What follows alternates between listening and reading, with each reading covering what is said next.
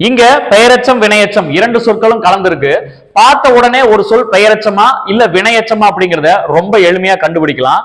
நான் இப்படி சொன்ன உடனே உங்கள சில பேர் நினைப்பீங்க, அ உச்சரிப்புல ஒரு சொல் முடிஞ்சா அதெல்லாம் பெயரெச்சம், இ உ இந்த உச்சரிப்புல ஒரு சொல் முடிஞ்சா அது வினையச்சம் அப்படின்னு நீங்க நினைப்பீங்க. ஆனா எல்லா இடங்களுக்கும் அது பொருந்தி வராது.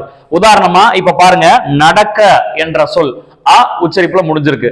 அப்போ இதை நீங்க பெயரெச்சம் அப்படின்னு நினைப்பீங்க. ஆனா நடக்க இது வினையச்சம்.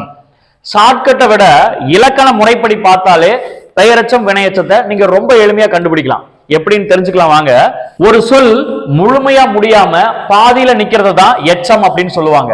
அந்த எச்சத்தை தொடர்ந்து ஒரு பெயர்ச்சொல் வந்தா அது பெயரெச்சம், வினைச்சொல் வந்தா வினையச்சம், அவ்வளவுதான். எழுந்து இதுக்கு அடுத்ததா என்ன வரும் பாருங்க. எழுந்து நின்றான், எழுந்து சென்றான், எழுந்து போனான், சென்றான், நின்றான், போனான், இது எல்லாமே வினை சொற்கள் இல்லையா? அப்போ எழுந்து என்பது வினையச்சம்.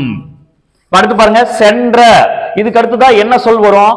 சென்ற வண்டி, சென்ற குதிரை, சென்ற மாணவன். அப்ப குதிரை, வண்டி, மாணவன் இது எல்லாமே பெயர் சொற்கள் இல்லையா?